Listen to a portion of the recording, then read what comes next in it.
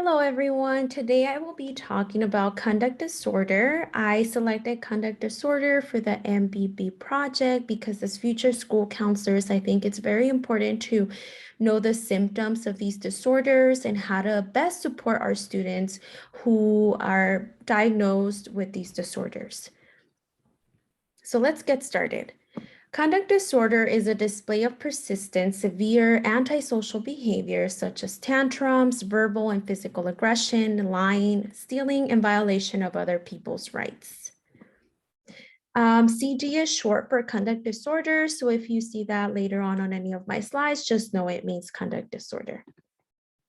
Some of the causes of conduct disorder are ineffective parenting, poor discipline at home and school, harsh discipline from parents, rejecting attitudes from parents and caregivers, parental conflict, broken homes and disrupted families, witnessing violence, whether it be in their community or at home, and socioeconomic factors. A fun fact I learned throughout my research was that students from low-income backgrounds are at higher risk of being diagnosed with conduct disorder, and students who have parents in jail are also at higher risk for being diagnosed with conduct disorder. Some of the symptoms of conduct disorder are not caring about good behavior, disrespecting people's rights and feelings, enjoying harming, lying, or manipulating people, and hurting animals. Some of the symptoms of conduct disorder in younger children in elementary school age would be lying, stealing for fun, and bullying their peers. Some of the symptoms of conduct disorder in adolescents would be consistently picking fights, cheating, stealing, damaging and destroying property, and emotionally and physically hurting others. Some of the typical classroom behaviors you might see in students with conduct disorder would be throwing things to others, bullying their peers, showing disruptive behavior, such as interrupting the teacher in the middle of a lesson or disrupting their peers, destruction of classroom properties, so breaking things, writing on things, like tables, chairs. Also, typically students with conduct disorder have poor attendance and a history of suspensions. And generally they're uninterested in academics. Some of the challenges students with conduct disorder will show in the classroom is that they will challenge classroom rules.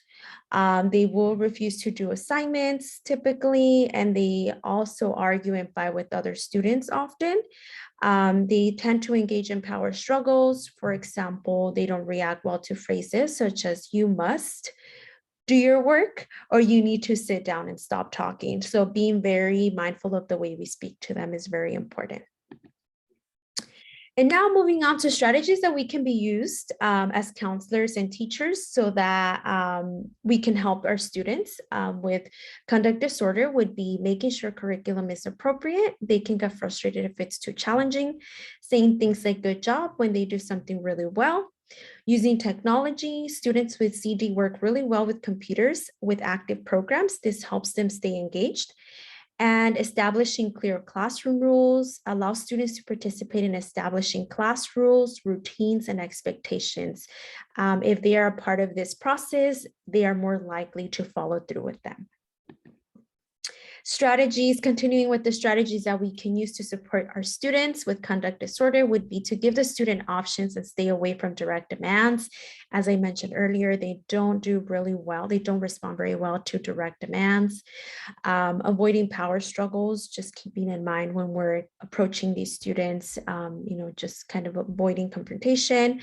As future school counselors, we can teach social skills, anger management, conflict management through workshops. That way we can provide them with the skills that they can use to cope with conflict when they are going through conflict. And last but not least, to maximize performance, we can break down academic tasks for them, provide individualized support, debriefing. So after an activity or after the school day, kind of checking in with them, seeing how they felt through activities and how well they did, and just overall providing positive incentives for them is very important. So here are my references. If anybody would like to learn more about conduct disorder, check them out.